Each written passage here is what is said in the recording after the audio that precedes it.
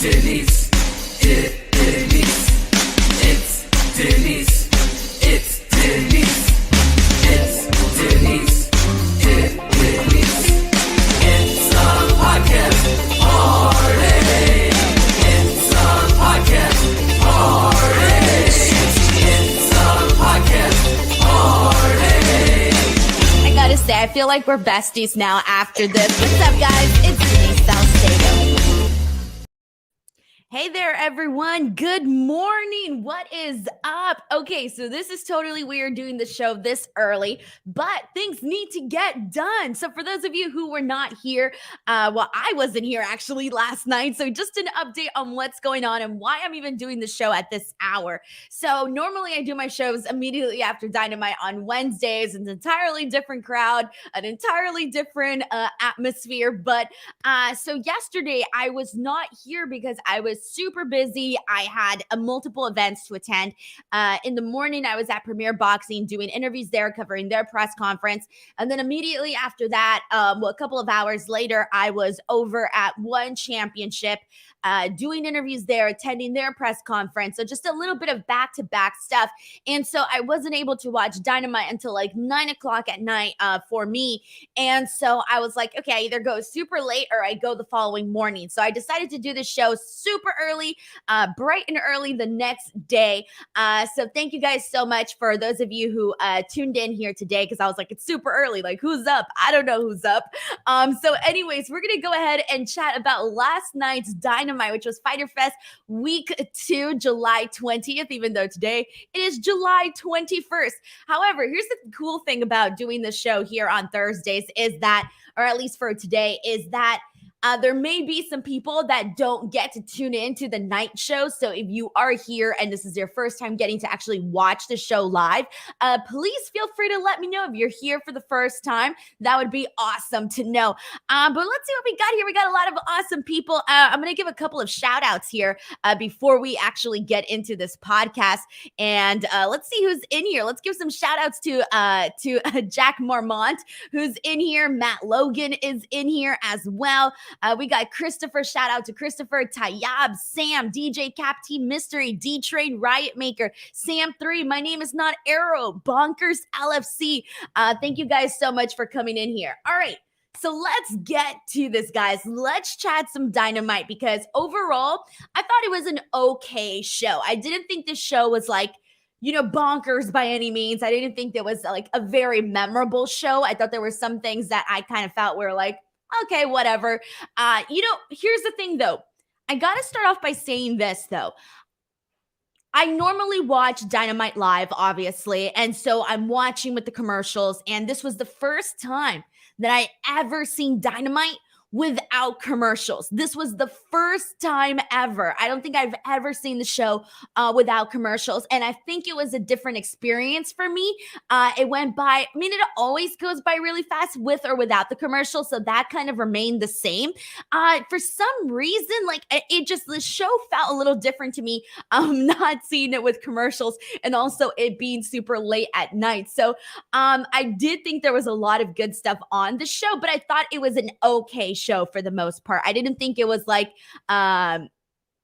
super groundbreaking by any means. But let's go ahead and kick things off with the opening match, because this match to me was probably one of the most surprising ones throughout the night, just because we had a lot that actually went down in this, and things ended up playing out a little bit differently than what I had expected. So first and foremost, we had Brody King versus Darby Allen. Now, here's the thing. Kicking this off, the shocking thing about this, or not the shocking thing, but rather the thing that took me by surprise for sure is that, Darby Allen, he's more of, this fan favorite in AEW. This is the guy that, was protected for so long, was TNT champion, was the first opponent for CM Punk, and, has been aligned with Sting, has gotten to do all of these really great things. So obviously he's on a different level in AEW. They have managed to build him into a star. When you think AEW, one of the people that you think is Darby Allen, right? And he's one of the favorites. If you're like a casual coming in to watch AEW, chances are you're gonna like Darby Allen, depending on what you're into, obviously. But still, Darby Allen tends to be a favorite. Now, Brody King, he debuted not too long ago, got brought in with the House of Black, etc. But for the most part, ever since he debuted in AEW and has been with the House of Black, for the most part, he hasn't really had the focus hasn't necessarily been on him. It's been on the House of Black overall, like the entire group, not just, this one particular member. And so for the most part, I kind of felt like, okay, Brody King is going to come in here and he's really just going to be like, just somebody who's part of the House of Black. Like I really wasn't expecting much more. Like I was expecting, okay, he's a member of the House of Black and that's kind of going to be about it in terms of some of the light that's featured on him. Well, he recently faced Jon Moxley for the interim AEW World Championship, and I thought he was an interesting pick because, again, if you would have given me this like laundry list of guys who I thought were going to be some of the first opponents for Jon Moxley, I probably was not going to guess Brody King. Okay, so we ended up doing that, and now fast forward to this match with Darby Allen. Now, this was a little bit surprising to me because Brody King pretty much dominated and manhandled Darby Allen throughout this entire match. The entirety of this match was Brody King literally kicking Darby's ass. Like, everything that I wrote down was all about what Brody King did. Like, he was, I'm going to run through some of the moments that I thought kind of stood out to me a little bit or that I enjoyed and then kind of continue talking about that. So Brody King immediately was like using his entire body on Darby. Like I loved him just like doing the sentons on Darby and just really using his full body weight to like bring this guy down. And Darby's a small guy, so it doesn't take much to, I'm not going to say it doesn't take much, but it just looks impressive when you have somebody of Brody King's size and then somebody of Darby's size. Regardless, it's going to look pretty damn good. So I did think, okay, this is going to be a really good follow-up match for Brody King coming off of that match with Jon Moxley. I was expecting Darby Allen to get more offense during this match. Well, he did get a little bit. He really didn't get that much, excuse me. Some of the other moments that I loved during this was Brody had a really brutal chop on Darby that I thought was really good. When Darby went for the crossbody and Brody just kind of like, I think he does like blocked it or something. I thought that was really good. Then there was this moment where Brody just like lifts up Darby Allen from like the straps of his short and literally just like spins him and tosses him like he's a freaking pillow or something. I thought that was pretty interesting. So the majority of this match was Brody King beating on Darby. And after we came back from commercial break, I'm thinking like, okay, cool. Like he gets this diving cannonball onto Brody King. And I'm thinking, this is it. This is the part where, Darby Allen picks up his steam again and he ends up winning this match. That's what I was expecting. So he hits the code red. And then after that, I thought it was over there, but it was not over just then. And afterwards, we ended up seeing another cannonball into the corner from Brody to Darby. I thought that was a pretty awesome moment. And then Brody choking Darby while he's like hanging off of like the ropes. And then he nearly gets counted out. I really liked that spot. And I wouldn't have been pissed if like it ended that way, only because they rarely do these countouts in AEW. So you got to think like if they when they do them, they got to mean something. And in this moment in this match, if they would have done the count out, I wouldn't have been against it whatsoever, just because of the way that the match was going and how that spot looked when he was like choking him and Darby's body was just hanging. It almost looked like he was being hung. I thought that was a very interesting visual. But anyways, he ended up hitting the Gonzo bomb and Brody King gets the win. And I will tell you, I was surprised when Brody King got the win because the entire time I was waiting for Darby Allen to essentially get his moment back and get the win. So I was pretty surprised by the fact that not only did Brody King dominate Darby Allen, but he also beat him. Now, I don't know if this was like the right way to go about it. I don't know, but it did take me aback a little bit where I'm like, whoa, Darby did not look too great in this. So this was very interesting and it kind of felt very, very new. But let's talk about the post-match because following this, we see Brody King kind of continue the attack on Darby Allen. And so immediately the lights go out. And here's the thing. when the lights go out, I know we're supposed to get like excited, like, oh my God, something's gonna happen. I don't know why, but recently, every time the lights go out, I think it was ever since the Satnam Singh thing.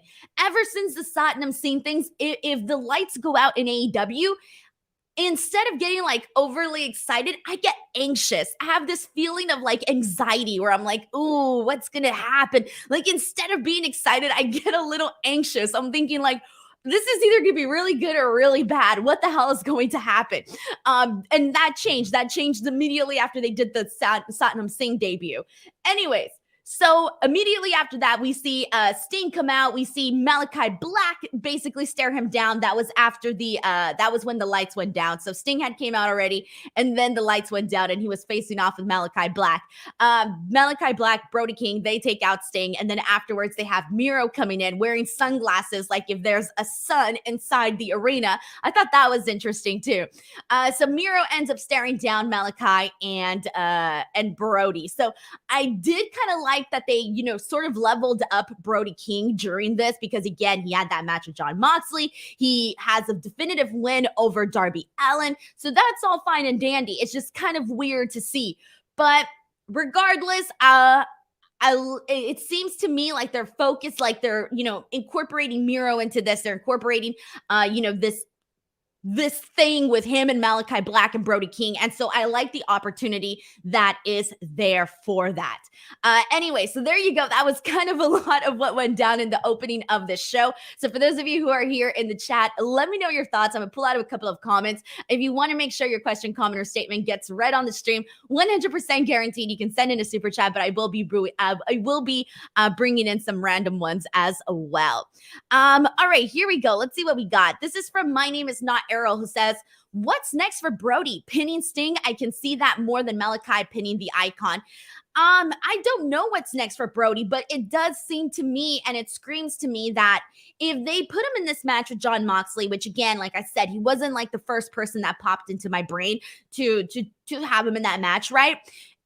And then he has his competitive match with Darby and pins Darby. Like, it tells me though that like AEW is planning on doing more with him than just having him in the backgrounds or just part of, the House of Black. He's still going to stay part of the House of Black, but just, doing a little bit more with him is what I'm trying to get at. So, yeah, I don't know specifically what's next for Brody King, but something tells me that he's not just going to be like in the background, but, also leveling him up levels up Malachi Black. So whatever you want to do with Malachi Black, that's, having like this like force to be reckoned with when it comes to the House of Black, I think is going to also help out Malachi. All right, let's get some more comments in here. This one's from Fernando, who says, good morning, Denise. Brody King looked very impressive last night wherever they decide to take the TNT title from. Wardlow, I am here for Brody versus Wardlow, with Brody going over. I feel like it's too early to say because I just feel like Wardlow, like it took so long to get Wardlow to this point where I wouldn't want to see it end so quickly. I actually want to see like Wardlow have a pretty lengthy run as TNT champion. So I wouldn't say I'm like there yet, but I do like the idea of it, just not right now. We got another comment. This one is from CT Hull, who says, loved the opening match. Sting being choked out surprised me, and Miro clearly had different colored glasses lens. Did he really have different lens? I didn't notice that. All right, let's get some more comments up in here. This is from Matt Charles 1989, who says, I don't want to see a Sting or a Darby turn. When the time comes, I just want to see Sting just pass the torch to him, maybe just handing him his bat or something. It would be interesting to see that like a Sting or a Darby turn. It would be weird because I think that we've already gotten accustomed to like seeing them together and being this duo, and they're pretty cool, they're two grown men with going through a goth phase, right? Who doesn't cheer for that? So that was interesting too. We got people also saying that this was best of the best match of the night. Also, shout out to A47 Rod, who says this is his first time watching live, listening while at work. Hope I can help make this next hour at work go pretty speedy, dude. Thank you so much for sending this in. Small Fry 14 says, awesome. Hollywood Denise is live in the UK time at 4:30. Holy shit, it's 4:30 in the UK. Man, I just woke up like an hour ago, so it's always so weird time differences and stuff. Shout out to Sheldon Jackson for sending in our first super chat of this morning. Sheldon Jackson says, Brody King getting a clean win over Darby helps Brody so much because I believe Brody is a future main eventer, and I can't wait till Black versus King. So there you go. Obviously, more people kind of, I kind of mentioned, leveling up Brody King also levels up Malachi Black.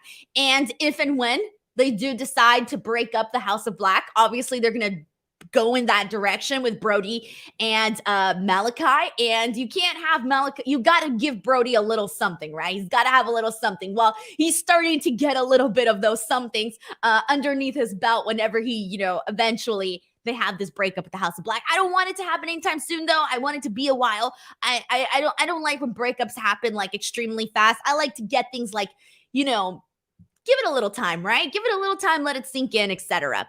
All right. So thank you so much to Sheldon Jackson for the very kind super chat, dude. Thank you very much. Thank you very much. Why am I trying to sound like Elvis? I don't know. We got another super chat from Matt Logan. Woo! Thank goodness. Matt Logan says, glad to see Brody get elevated. There's nothing wrong with Darby losing after you won so many matches in 2021. Yeah, dude, Darby, like I said, Darby has been protected for a very long time. He's had a lot of, a lot of cool things happen in AEW, and this is, this win, it was surprising. Like, don't get me wrong. Like, the way that Brody King won was surprising, and the way that he dominated Darby was so surprising, but I don't think it hurts Darby just because of everything that he has done. And the fans aren't going to forget that. Like, Darby isn't going to look like less than with this particular loss, but it was surprising, though, because, like, dude, the man was manhandled by Brody King. So that was very surprising. I think just the fact that he didn't get as much offense as I thought that he was going to get in this match, I think that's kind of where I'm at in terms of the surprisement factor. But thank you very much to Matt Logan for also sending this in. Jack Mormon says, because he's got a new biopic out, Elvis. He does? I'm not even an Elvis fan.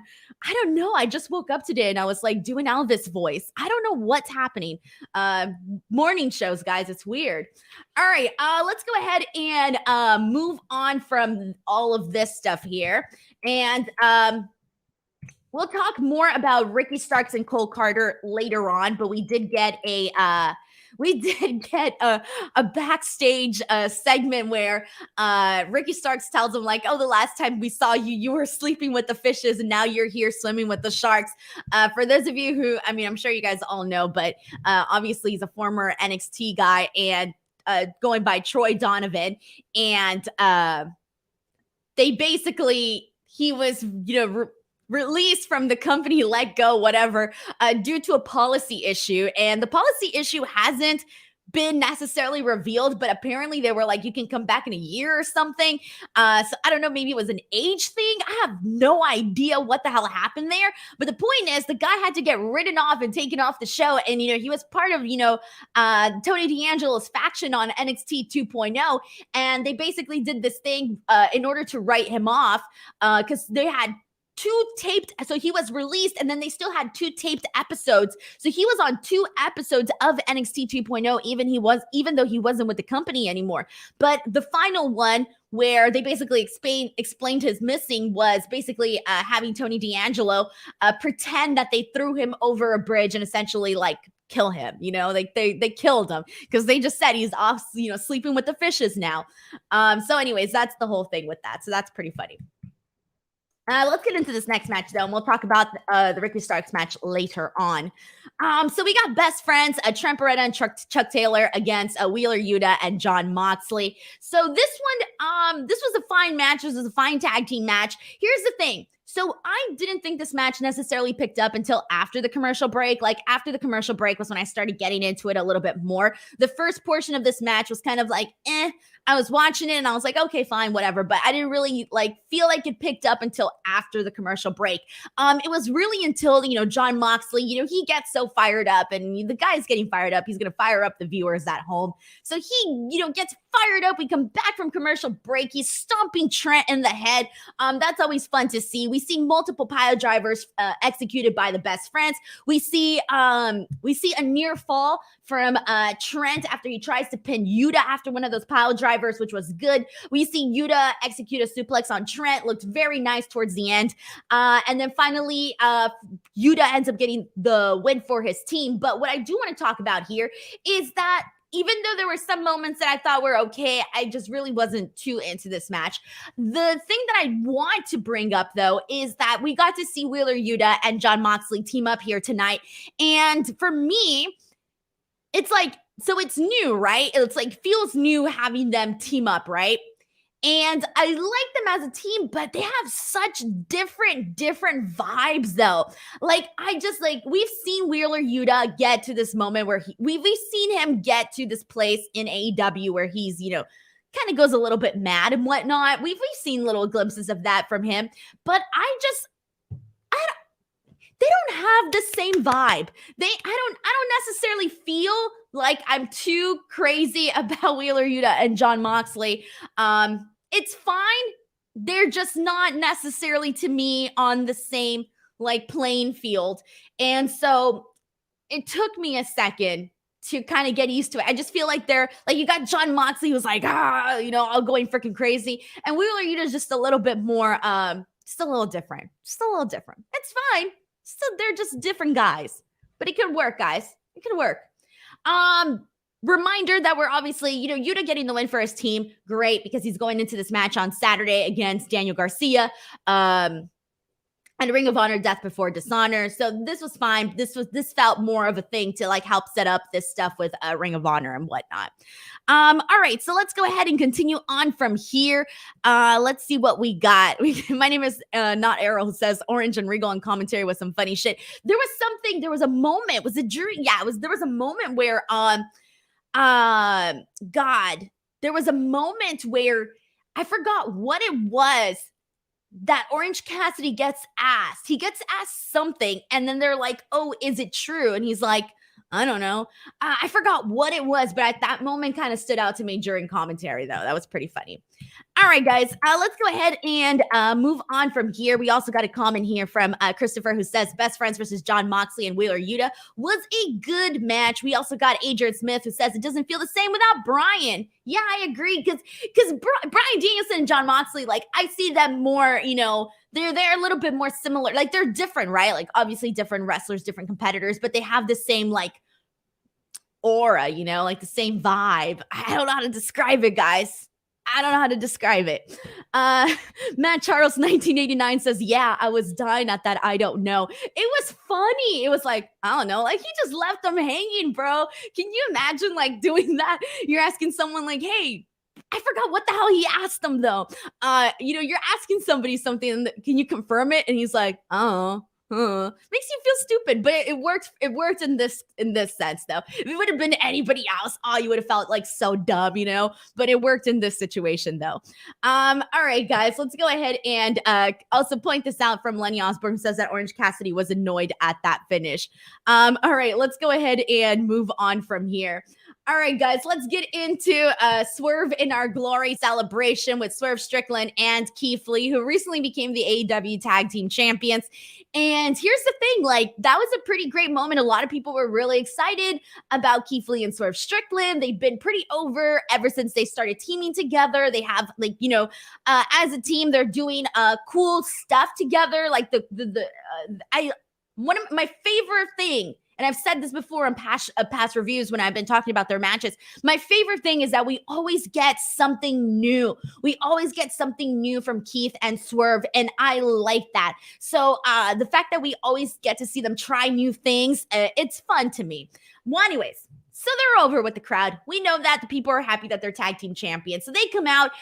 This segment, I get why they did it, and it's cool and it's hip. It's really not for me. I don't think I'm the audience for this, mainly because I'm a nerd and I don't know who what's his name? Kevin is the rapper. I didn't know who he was, guys. Kevin Gates. I'm sorry. I'm lame. I didn't know who he was. I'm in that bubble now. Oh my God. This is what it feels like when you get a celebrity that you don't know. There's been so many times where like there'll be a celebrity on TV and then there's like a bunch of people like in the IWC like all pissed off, like I don't know who this person. I mean, I'm not pissed off or anything. I don't know who this person is. Why are they here? You know, we get a lot of that, but obviously like this for me, I was just like, I don't know who this is, but I'll just be excited because I don't know who this is. I can't really be excited for something that I don't know who they are, right? But anyways, they come out, the crowd is chanting for them, you know, really paying a lot of respect to them.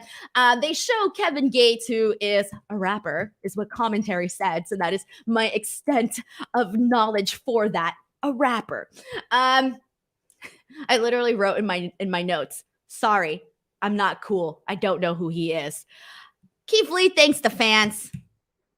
They tell Kevin a little bit of, you know, they talk a little bit about his music. I kind of tuned out there. Smart Mark Sterling and Tony Nese comes out.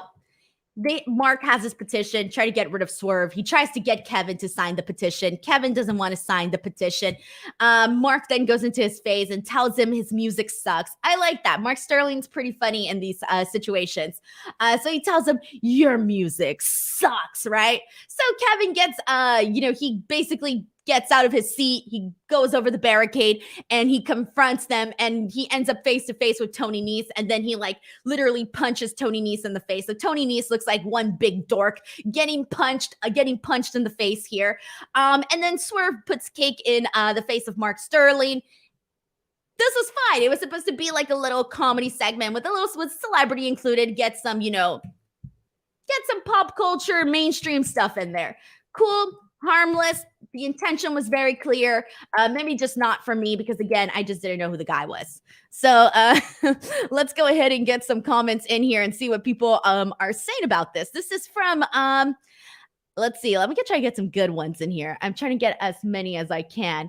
But let's see. We got GLHF.TV who says Yuta winning with a specific roll-up pin, one that Trent taught him, was brilliant.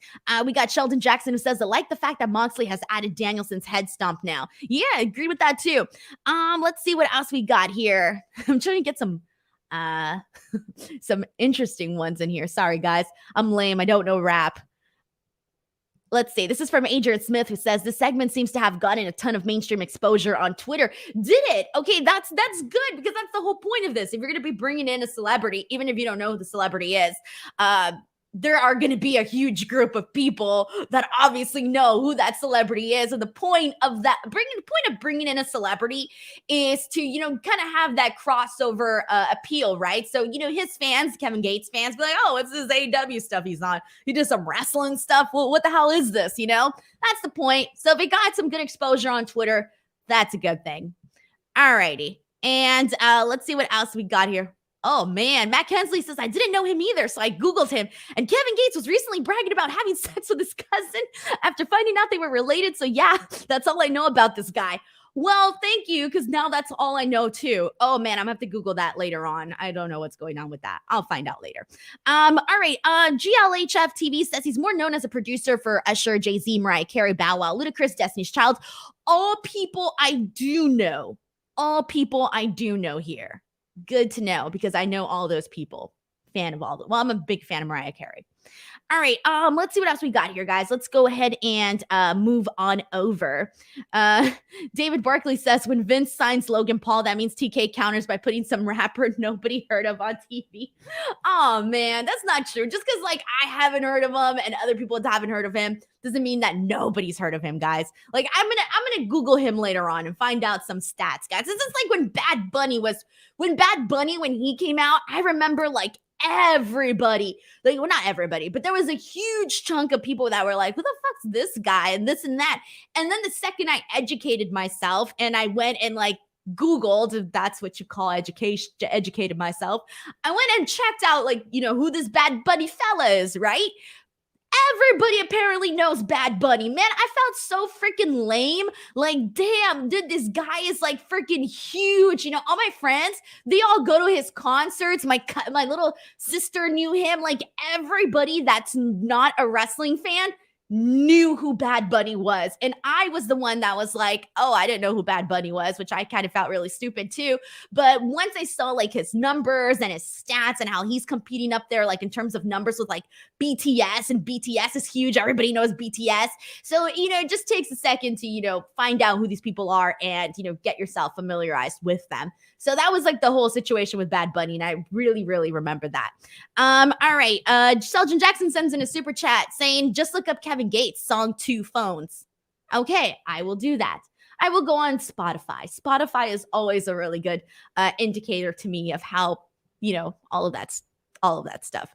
All right. Jack Mormont says, an effing Latino and never heard of Bad Bunny. You'd be surprised. Like, guys, my extent, like I know people are like, oh, you speak Spanish and you probably only listen to Spanish music or something. I primarily listen to English music, but my go-tos for Spanish music are people that have been around for like ever. Like I'm talking Shakira, Paulina Rubio, like that's what I'll listen to. I'm listening to more of like the pop Latino and like the icons, like people that have been artists like my entire life, right? So I don't tend to discover new artists in like the Latino music space. Like Bad Bunny is probably the only one that I know of. And the only reason I know about it is because of freaking wrestling. Like it's just not it's not the kind of music that I normally listen to. So personally, that's where I'm at with all of that.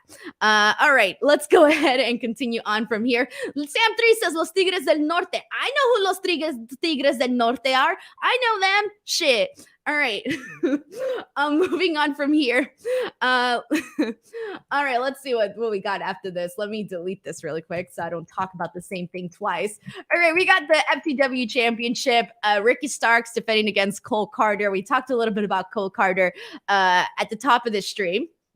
This match starts off with Ricky Starks, feeling himself, feeling a little cocky. That's kind of who Ricky Starks is, right? Pretty cocky guy. We got some moment. I'll just be real with you guys. This was not a Dynamite match to me. I didn't really care for this match. It was not really my cup of tea. We got Carter. He hit a dropkick, a diving crossbody, a clothesline to Starks. Cool. Thumbs up. Nothing that I haven't seen before.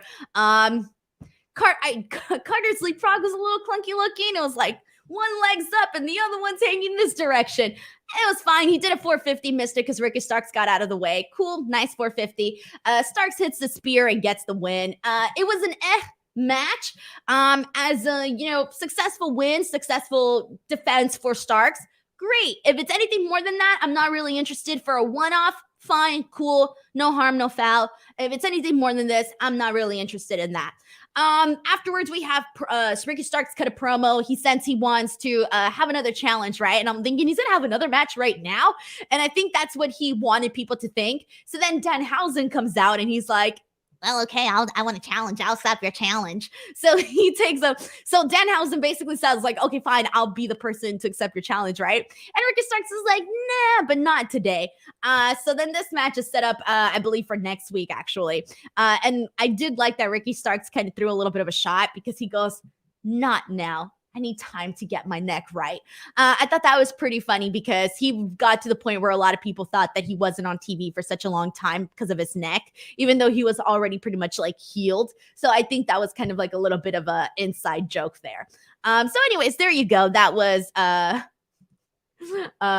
pretty funny. All right. Let's see what people are saying. We got people putting over Ricky for I really like Ricky Starks. Like, I feel like he's one of the guys that's like underrated because he's I feel he's underrated. Like the guy is great on the mic. He has a lot of charisma. I'm glad anytime he gets TV time, I'm legitimately glad for him. Like I really like Ricky Starks. And then Matt Charles putting over Starks mentioning the Slim with the Fishes line. Yeah, he mentioned that earlier. That was really funny. All righty. And let's go ahead and move on from here and see. Jack Mormon says Starks' impression slayed me. YT says, really looking forward to Danhausen versus Ricky Starks. I agree. Zeno Hour says Ricky deserves a big solo run, but I still don't know what the purpose of the FTW title is. It seemed like it had more purpose when it first like got brought in, and then it was quickly like, oh, nobody cares except for probably just Taz and Ricky Starks. So it's to me, like, I feel bad, but at this point, I don't see the FTW championship as a championship. I see it as, ooh, Jesus Christ. I see it as an accessory. Really. And that's probably not a good thing, but I do kind of see it as an accessory. All right, moving on from here, guys, we got a couple more things to talk about. But before we do, let me take the floor really quickly, guys. And so let me move to the side here. All righty. So for those of you guys who do not know, this podcast is sponsored by Wrestle Rumble, the good people at Wrestle Rumble. I appreciate them very, very much. So for all major pay-per-views for both AEW and WWE, they hold pick'em contests. And in these pick'em contests, they basically get, you get to sign up. You go to the website, WrestleRumble.com, you purchase an entry, you get a form, you get asked a bunch of different prop questions about what's going to go down in the pay-per-view. You predict it. If your predictions are spot on, if you're a really, really smart and brilliant wrestling fan, just kidding, you could get lucky, really. But if you go ahead and predict some of the stuff that you think it's going to happen on the show, you have a great chance of actually winning and taking home some prizes. So the SummerSlam Pick'em contest is going to be opening very soon. I will let you guys know when that is open over at WrestleRumble.com. But just a heads up on what you can win when you do enter the SummerSlam Pick'em contest. You have the third place winner is going to be going home with a mystery crate. Those are pretty fun, guys. If you haven't seen my unboxing videos, getting mystery items is pretty exhilarating. Who doesn't need a little excitement in their life? Second place is going to be going home with $300, and first place is going to be going home with $500. So that is a good chunk of money. You never know, it could be you. And on top of that, it's just another like extra layer of fun when you're watching pay-per-views. You know, you got a little investment in what's actually going to be going down on the show. So anyways, please make sure to head on over to WrestleRumble.com, enter the SummerSlam Pick'em contest. And on top of that, go ahead and reach out to them. Go hit them up on Twitter, Instagram, whatever your favorite social media platform is, and be like, hey, Wrestle Rumble, I heard about you on Denise's podcast. That way, when the time is up for them to finish sponsoring me, they'll be like, you know what? A bunch of people came up to me and were like, they heard about us on Denise's podcast. And maybe they'll continue to sponsor. So please make sure to give them some love.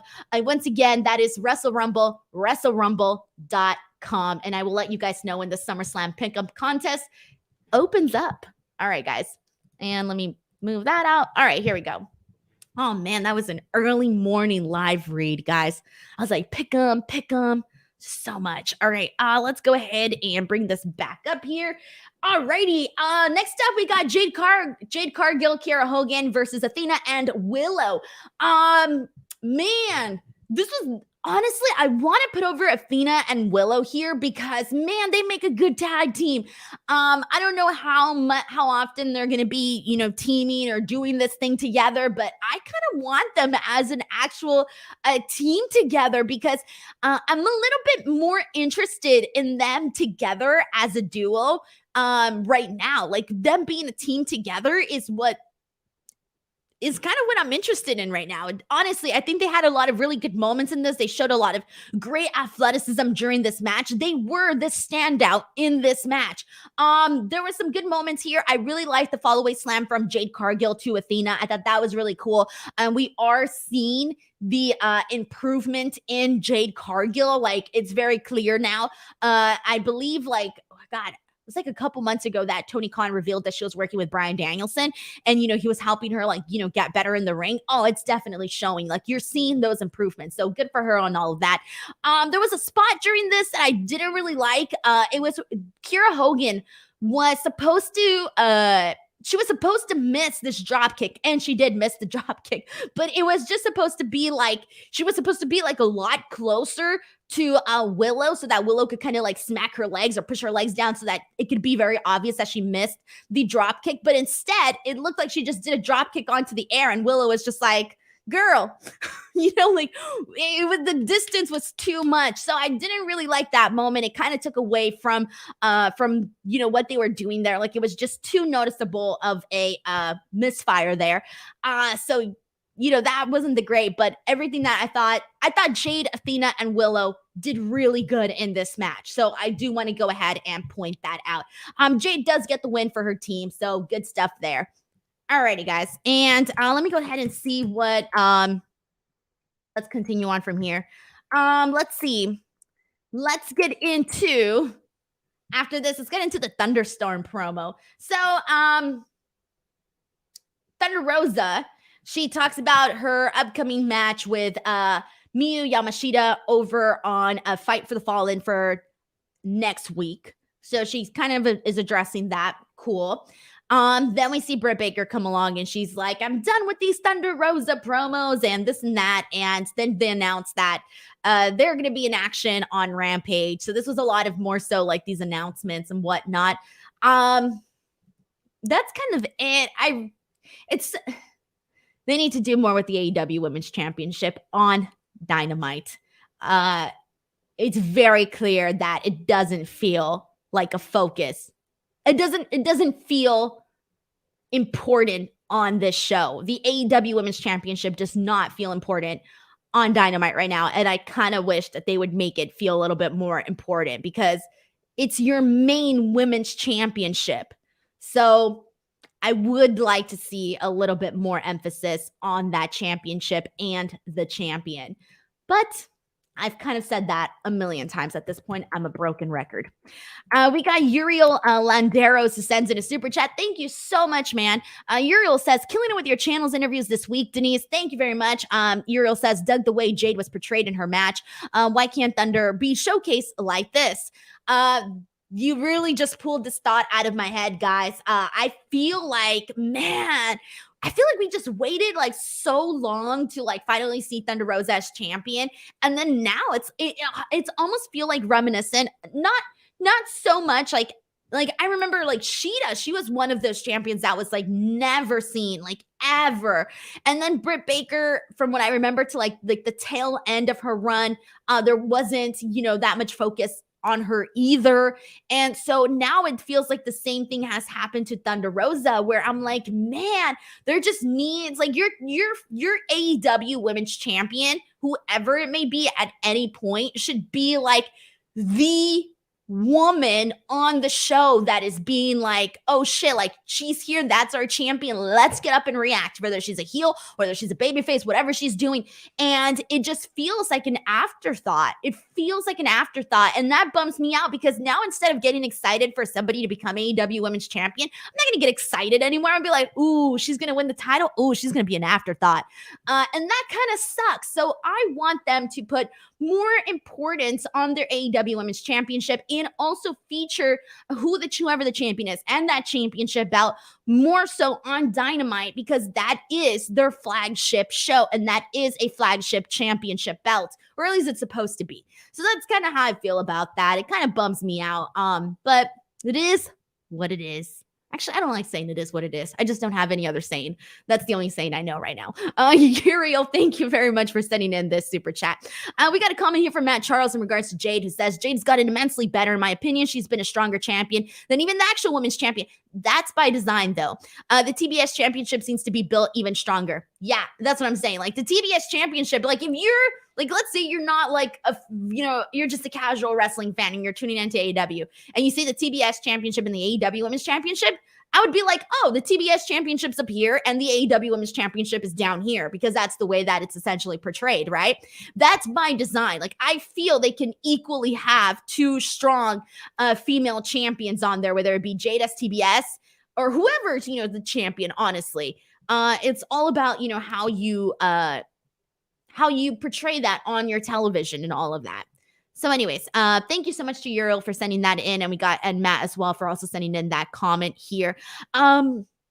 And we actually got another super chat from Sheldon Jackson. Thank you so much to Sheldon, who says, Denise, did you notice Jermaine Dupri, the legendary music producer with Jade, sitting ringside with Stokely during the match? So I know Jermaine Dupri based on his name, but not on what he looks like. Damn, I'm so freaking lame, man. Fuck. So I know him by name. I don't know him based on what he actually looks like. So for me, sorry guys, there's just people that you know by name, but not what they actually look like. Oh man, I feel horrible. I suck. Sheldon, thank you so much for pointing this out. And I suck now. So there you go. All right, let's see what else we got. This is a comment from YT who says the TBS championship is mainly defended on TNT, and the TNT championship is mainly defended on TBS. It makes no sense. All right, let's go ahead and move on from this. Let's talk about the upcoming lineups for the shows here. So AEW Rampage, BTW, I will be here this Friday. I wasn't here last week because of GCW, but I am going to be here this Friday. BTW, guys, if I ever miss a show, it's never because I was like lazy or lounging around. I only ever miss a show if I have something really important going on that's like a can't miss opportunity. Fridays, I only ever miss the Friday shows if I'm covering like something wrestling related or on my GCW. And this Wednesday was like the first AEW Dynamite show that I actually missed. It felt so weird, But anyways, this Friday, AEW Rampage lineup, we got Hangman Page and John Silver versus the Butcher and the Blade. I'm looking forward to that. All these people I like. Lee Moriarty versus Dante Martin. That should be a fun little matchup. Looking forward to that. Dr. Britt Baker, DMD, and Jamie Hayter are going to be in action. Good. Thumbs up. We're going to be getting a rap battle between Max Caster and Austin Gunn. I'm actually looking forward to this. I love hearing Max Caster rap. And Austin Gunn's probably going to do something dumb, so it'll balance itself out. Jay Lethal versus Christopher Daniels would be a pretty good matchup as well. It should probably be match of the night if it should be match of the night based on just reading these matches off by paper. Alrighty, so that was AEW Rampage. Ring of Honor Death Before Dishonor is going to be happening this Saturday, guys. I will be covering that, so keep an eye out for that. We got the ROH Pure Championship, Wheeler Yuta versus Daniel Garcia. We got the ROH Women's Championship on the line, Mercedes Martinez versus Serena Deeb. The ROH World Tag Team Championships, 2 out of 3 falls between FTR and the Briscoes. And did I already talk about FTR? Shit, did I not talk about FTR yet? Okay, really quickly, I need to talk about that FTR promo. Dude, I was so into the promo, I didn't write down any notes for it. Sometimes that happens. Badass promo by Dax Harwood, by the way, because he goes on and, they're addressing, he addresses this match that he's going to be having with the Briscoes, etc., right?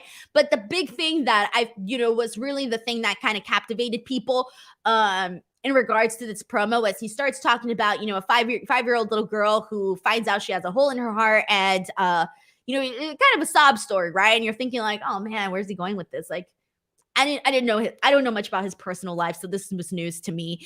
And he basically says how this little girl, she worked hard to basically get herself better and get herself healthier. And then he says, this 8-year-old little girl overcame this, right? And then he says that little girl is my daughter. And I was like, oh shit, like damn, all the feels right now. And so he basically closes this off by saying that he is going to fight in this match like an 8-year-old girl and basically kick ass. So I really like that. That was very, very touching. A really good promo. At first I didn't know where it was going, and I really liked the way that he hit that line at the end. So it got you enough to care, and then it got you like, I don't know, it was kind of cool. I liked it. I liked the story and how he tied it into this promo. So that was really nice to see. Anyway, so that's going to be happening 2 out of 3 falls for the ROH World Tag Team Championships. We're also going to be getting Willow Nightingale versus Allison Kay. We're going to be getting the ROH Television Champion Samoa Joe versus Jay Lethal. 6-man Tag Team Championship match. The Righteous, which is Vincent, Bateman, and Dutch versus Dalton, Castle, and the Boys. Ring of Honor World Championship, Jonathan Gresham versus Claudio Castagnoli. So the card is definitely starting to shape up. Alrighty, and then also for next week, AEW Fight for the Fallen. We're going to be getting the AEW Women's World Championship, Thunder Rosa versus Miyu Yamashita, and the FTW Championship, Ricky Starks versus Danhausen. And we'll see if Hook gets involved in this. Who the hell knows? All right, guys. So now let's go ahead and get into the main event of this night here. And I'm curious to see what you guys felt about this, because this was interesting. Barbed wire everywhere match. Chris Jericho defeats Eddie Kingston. Let me see where to begin here, because there's a lot that happened here. I'm going to do a quick rundown and then kind of give my thoughts on all of this. So just some things to point out. Eddie Kingston kicks off this match right away, coming in on the attack on Chris Jericho with a barbed wire mic. That's freaking cool. I'm going to wrap barbed wire all over this microphone from now on. Jericho is the first one to actually go into the barbed wire. We get a couple of table spots with the barbed wire. The Jericho Appreciation Society, they're hung up on that shark cage. Apparently, Ruby can control the shark cage. Didn't really do much, but whatever. Ty Conti runs in at one point. She attacks Ruby Soho. This whole story kind of feels, this portion of the story feels very, very forced, but whatever. Anna Jay comes out, and at first she kind of pulls off Ty Conti off of Ruby Soho. So you're thinking, oh, Anna Jay is going to maybe, I don't know, get mad, especially at her former friend, Ty Conti. Maybe she's going to align herself with Ruby Soho here. Maybe something along those lines, right? No, instead, she basically ends up, basically agreeing with her friend and helping out Ty Conti. So then afterwards, they go and they take the little controller away from Ruby Soho. That manages to bring down the shark cage. They head on over there. Ty Conti tries to unlock the shark cage, but she can't. She can't unlock it. It reminded me of Paul Heyman when he couldn't get the handcuffs off. That was really damn funny. So she couldn't get it, and they kept like moving the camera and showing something else so that we wouldn't see her struggling. But like 3 times, we still kept seeing her struggle. And then finally, somehow they just got out in between the bars. So I thought that was kind of funny that they didn't even need the key in the first place. Anyway, so that happened there. So then they get brought in. The Jericho Appreciation goes in there. They start all attacking Eddie Kingston. So then obviously Santana, Ortiz, Claudio, and Yuta, they all come out and they go at it with the Jericho Appreciation Society. Kingston then puts Jericho through a table with the exploder. Gets a near fall. That happens. Jericho hits the code breaker. Kingston, Then afterwards, we see Kingston wrap up Chris Jericho in the barbed wire and locks him in a submission. You think like, oh, this is going to be finally it. But instead, Sammy Guevara comes out. He super kicks Eddie Kingston. And then afterwards, we see Sammy give a bunch of elbows to Eddie Kingston after this. Then Chris Jericho, who's already wrapped in that barbed wire, ends up hitting Eddie Kingston with the Judas effect and wins the match in this fashion. So he wins the match with the help of Sammy Guevara. Now, in terms, I'll just be real with you guys. Like, I love these types of matches in terms of like the violence and all of that, the barbed wire and the tables. Like, this is I like this stuff. Like, this is very, very like, I'm into this type of stuff. I know a lot of people aren't. I personally am. Now, I was just at GCW this Friday and I saw a lot of really cool shit. So, and obviously you've seen a lot of great stuff on GCW. And I hate to be this person that's like comparing things and whatnot. But when I just saw 2 really great are very, very entertaining death matches on GCW on Friday. And then on Wednesday, I get this death match between Jericho and Kingston.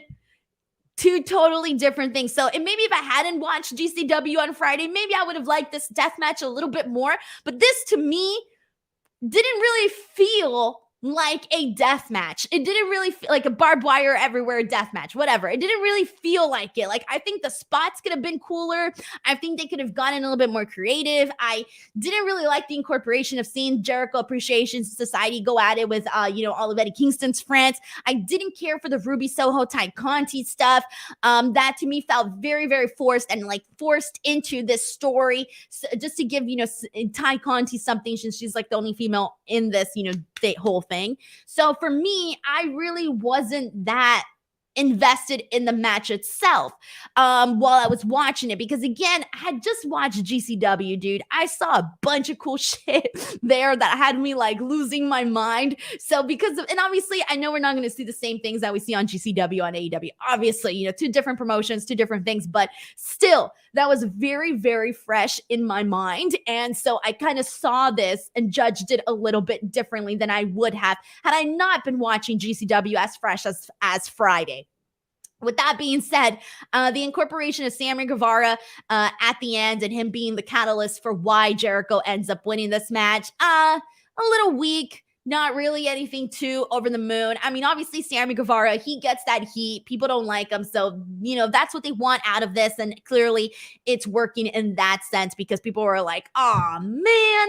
I just think that this could have been just a little bit more. And I've seen better is what I'm trying to get at. I've seen better. I've seen better just across the board with stuff that AEW has done.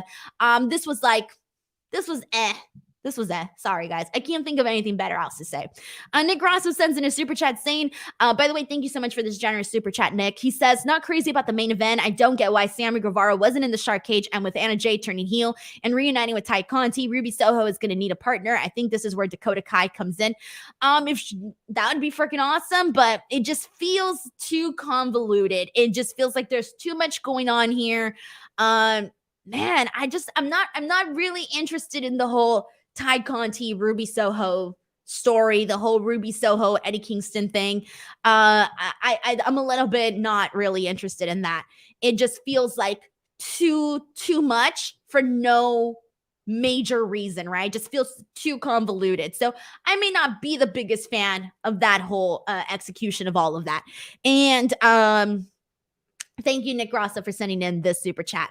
All right, let's go ahead and see what else we got here. And this is from Zeno Hours. Says AEW shouldn't do any more barbed wire death matches. The last several minutes of this match deserves to be on Botchmania. Not good at all. Also, Eddie should have won. See, I don't want to say that they shouldn't do them anymore because I'm still a sucker for them, to be honest. Like, y'all just heard me say how much I like this type of stuff. But also, like, even just a lot of the stuff that, like, Impact has been doing, like, they've done a lot of really good stuff, like that Monsters Ball match that we saw with Sammy and Moose, like that was freaking incredible. And so when I have like those matches, like they stick out to me when stuff like this is executed well. They really, really stand out. And I don't think that there was any particular moment in this match that's really going to stand out to me in a couple of months is kind of what I'm trying to get at. Like matches like this to me are supposed to have like these moments that are like unforgettable, and you're like, holy shit, this was great, just like top to bottom, really, really captivated me. And I don't necessarily think I felt that way. All right, and oh yeah, and I forgot to add that Jericho gets thrown into the barbed wire platform that they had on the outside of the ring afterwards. So thank you, Sam3, for reminding me of that because I kind of forgot that. All right, and let's go ahead and see what people are saying. I'm trying to see if there's anybody here who actually liked this. We got a couple people that pretty much did not like the last couple of minutes, and more people bringing up some of those unfortunate spots that probably didn't go as they wanted to. And this is from YT, who says it's time for Jericho versus. It's time to move on from Jericho versus Kingston. Kingston should have won, and this should have been the blow off. Well, this is clearly going to go on for a bit. Fernando Zaya says it's a solid death match. I was disappointed with the finish. Sammy coming in last minute to save Jericho is getting old. Jack says too many cooks in the kitchen. It's a good saying. Let's see what else we got here. This is from Lenny, who says, I was fine with the finish for this reason above all else. Jericho won because he had the numbers that Kingston didn't. One-on-one, Kingston shown he is better than Jericho. If Jericho didn't get the help, Kingston wins in a dog walk. He did get Jericho's blood, which was what he was after from the jump. The loss doesn't hurt. It doesn't hurt Eddie Kingston. It's just more so, I think, the execution of it all. I think it was more so like the execution. But you're right in the sense that, obviously the Jericho Appreciation Society and Sammy, somewhat an outnumbered, Kingston's guys. But again, they were still out there though. Like with his friends coming in, Jericho's buddies being there, Kingston's buddies being there. It felt like it kind of evened out at the end for the finish to be what it was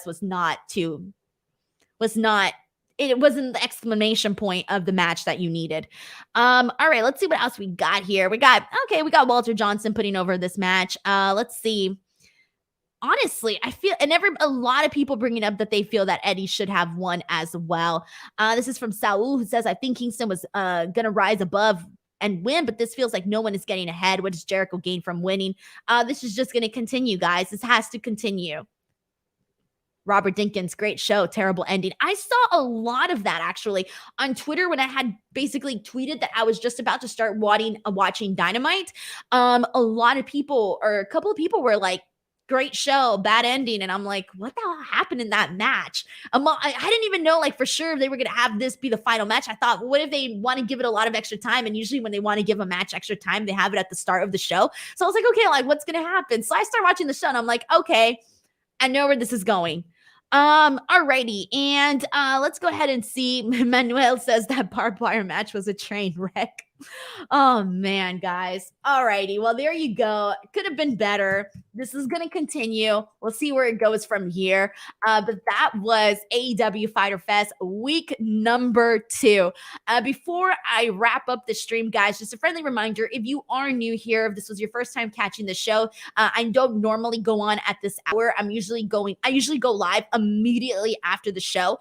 I'm live on Tuesdays to chat NXT 2.0. I'm live on Wednesdays to chat AEW Dynamite, and then Fridays, I'm on to talk about SmackDown and Rampage. So Tuesdays, Wednesdays, and Fridays, I am here. On top of that, check out the latest. It's one of the new shows that I do here on F4W Online. It's like a couple minutes long, and it's just a news rundown of all of the headlines for the day. If you guys haven't checked those out, check those out. Give those a couple of thumbs up. Leave some nice comments if you guys want, and make sure to subscribe to F4W Online. Last but not least, if you haven't already, head on over to my YouTube channel, youtube.com/Denise Salcedo. I got a lot of different stuff going up there, a lot of, different interviews with boxers, with fighters, with wrestlers, you name it, it is up there. Please go check that out. Give it some love. I'm like nearing almost 70,000. I'm still a couple thousand away, but I'm thinking about it already.